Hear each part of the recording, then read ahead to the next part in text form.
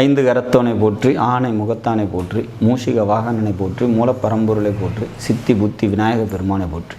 குருவே சரணம். இணையத்தால் இணையம் இதயங்களுக்கு வணக்கம். சந்திரனோட சேர்ந்த பார்க்கப்பட்ட கிரகத்தால் ஏற்படக்கூடிய யோகங்கள் என்னென்ன அப்படிங்கிறது இந்த வீடியோவில் பார்க்கலாம். சந்திரன் பார்த்திங்கனாக்கா நம்மளோட உடல் காரகன், மனோகாரகன். இந்த சந்திரன் கூட சேரக்கூடிய கிரகங்கள்லாம் ஜாதகத்தில் மிகப்பெரிய இம்பேக்டை க்ரியேட் பண்ணும் அப்படிங்கிறதுல மாற்று கருத்து இல்லை. எப்படி லக்னம் நமக்கு உயிரோ, இந்த சந்திரனுங்கிறது உடல் மனம் அப்படிங்கிறத நம்ம புரிஞ்சுக்கணும். சந்திரன் ரொம்ப முக்கியமான ஒரு பிளானட் அப்படிங்கிறது தெரிஞ்சுக்கணும். இந்த சந்திரன் தான் மேஜர் ரோலை நம்மளோட லைஃப்பில் பிளான் பண்ணுது. எண்ணம் போல் வாழ்க்கை அப்படிங்கிறதுல எனக்கு மாற்று கருத்து இல்லை. அப்போ அந்த எண்ணத்தை கொடுக்கக்கூடியது சந்திரன். இந்த சந்திரன் கூட சேரக்கூடிய கிரகங்கள் தான் எண்ணத்தை கொடுக்குது அப்படிங்கிறத புரிஞ்சுக்கலாம். அப்போ ஏற்பட்ட இந்த சந்திரன் கூட என்னென்ன கிரகங்கள் சேர்ந்தால் என்னென்ன யோகமாக இருக்கும், எப்படிலாம் இருக்கும் அப்படிங்கிறத நம்ம பார்க்கலாம். சந்திரன் கூட சூரியன் சேர்ந்தால் அது சிவசக்தி யோகம். அந்த சிவசக்தி யோகம் அமையப்பெற்ற ஜாதகர்களுக்கு குடும்பத்தில் பார்த்திங்கனாக்கா ஆண்களை விட பெண்களோட டாமினேஷன்ஸ் ரொம்ப அதிகமாக இருக்கும் அப்படிங்கிறதுக்கெலாம் புத்தி கூர்மை நல்லாயிருக்கும் அப்படிங்கிறத எடுத்துக்கலாம்.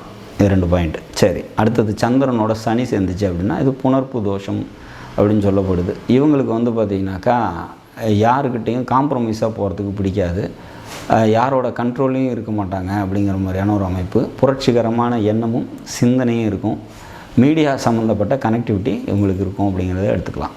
கொஞ்சம் லேசினஸ் சனி கூட இருக்கிறதுனால லேசினஸ் ரொம்ப அதிகமாக இருக்கிறதுக்கான வாய்ப்புகள் உண்டு. அதை விட்டு வெளியே வரணும் அப்படிங்கிறது தான் இவங்களுக்கு நம்ம சொல்லக்கூடியது. சரி, சந்திரனோட செவ்வாய் சேர்ந்துச்சுன்னா மனசில் தைரியம் அதிகமாக இருக்கும்.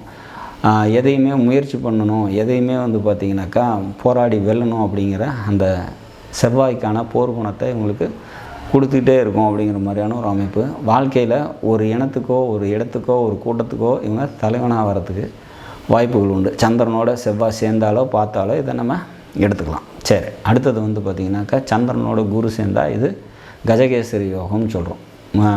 இந்த யோகம் இருந்துச்சுன்னா மற்ற தோஷங்கள்லாம் கூட விலகி போகும் அப்படிங்கிற மாதிரியான ஒரு அமைப்பு.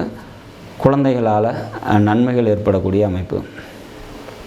சமுதாய அந்தஸ்து கண்டிப்பாக இந்த யோகம் இருந்துச்சுனாக்கா அவங்களுக்கு நல்லாயிருக்கும் அப்படிங்கிற மாதிரியான ஒரு அமைப்பு. சரி, சந்திரனோட ராகு சேர்ந்துச்சுனாக்கா இது சாயா கிரகம். இந்த வக்ரம் பெற்ற கிரகங்கள் சந்திரனோட சேரும்போது போட்டி மனப்பான்மையை கொடுக்கும். போட்டி பந்தயங்களில் ஈடுபட்டாங்க அப்படின்னா அதில் இவங்க நிச்சயமாக வெற்றி அடைவாங்க அப்படிங்கிற மாதிரியான ஒரு அமைப்பு. சந்திரன் ராகு சேர்ந்துச்சு அப்படின்னாக்கா. சரி, சந்திரன் சூரியன் தான் நம்ம ஆல்ரெடி சொல்லிட்டோம்.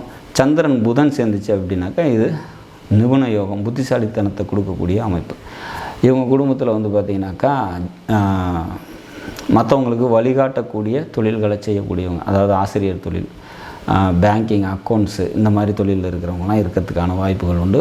அதீத புத்திசாலித்தனத்தையும் இளமையும் அறிவையும் கொடுக்கக்கூடிய இந்த கிரக சேர்க்கை இது இருந்துச்சு அப்படின்னாக்கா ரொம்ப நல்லாயிருக்கும் அவங்களோட லைஃப் அப்படிங்கிற மாதிரியான அமைப்பு. அடுத்ததாக பார்த்திங்கனாக்கா சந்திரன் சுக்கிரன் சேர்ந்துருந்துச்சு அப்படின்னாக்கா பொருளாதாரம் நல்லாயிருக்கும். மனசில் பார்த்திங்கனாக்கா அழகையும் கலையையும் ரசிக்கக்கூடிய ஆற்றலும் சிந்தனையும் உங்களுக்கு எப்பவுமே உண்டு. பெண்களால் நன்மை உண்டு அப்படிங்கிற மாதிரியான ஒரு அமைப்பு.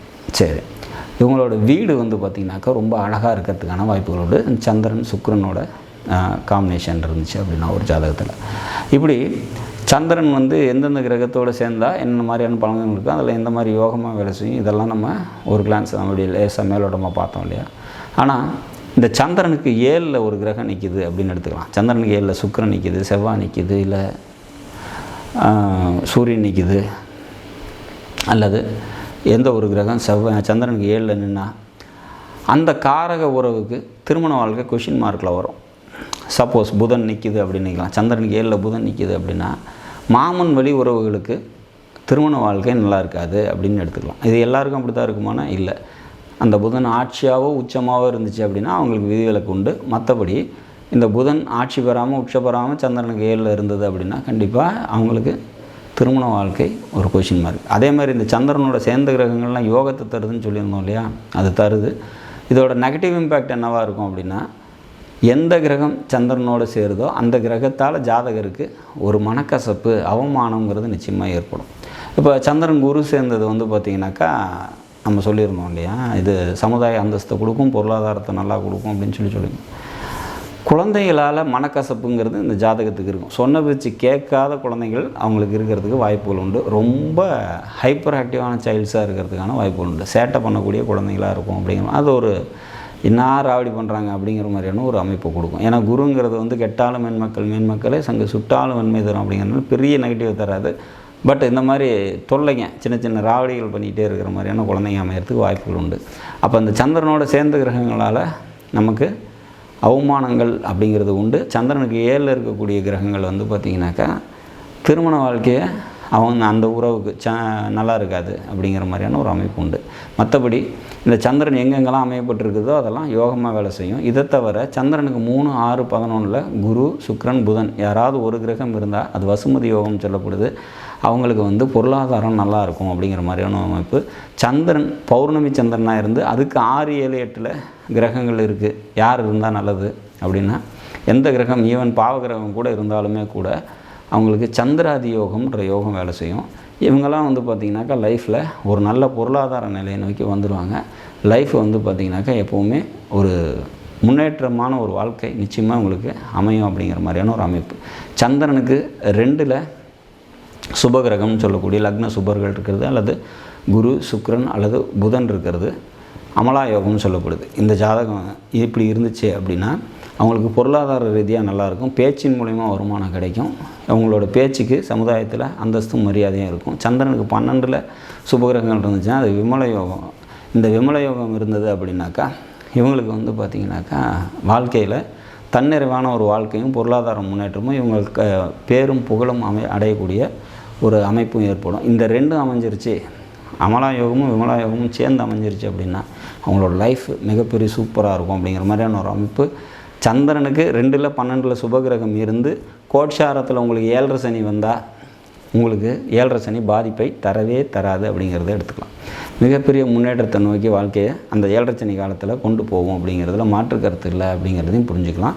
இப்போ சந்திரனை வச்சு மேக்சிமம் நம்ம என்னென்ன யோகம்லாம் ஏற்படும் அப்படிங்கிறத தெரிஞ்சுக்கிட்டோம். சந்திரனால் ஏற்படக்கூடிய நன்மைகளையும் தீமைகளையும் வந்து பார்த்திங்கன்னா சொல்லியிருக்கோம். சந்திரன் தான் ஒரு ஜாதகரோட எண்ணத்தை குறிக்கக்கூடிய கிரகமாக இருக்குது. ஸோ வாழ்க்கையில் எண்ணம் போல் வாழ்க்கை அப்படிங்கிறத நமக்கு தரது இந்த சந்திரன் தான். இந்த சந்திரனோட சுபகிரகங்கள் தொடர்பு பெறுவது மிக அற்புதமான ஒரு அமைப்பு. நாடும் நாட்டு மக்களும் நலமுடன் வாழ நவகிரகங்களை வேண்டி வாழ்த்துகிறேன். நன்றி, வணக்கம்.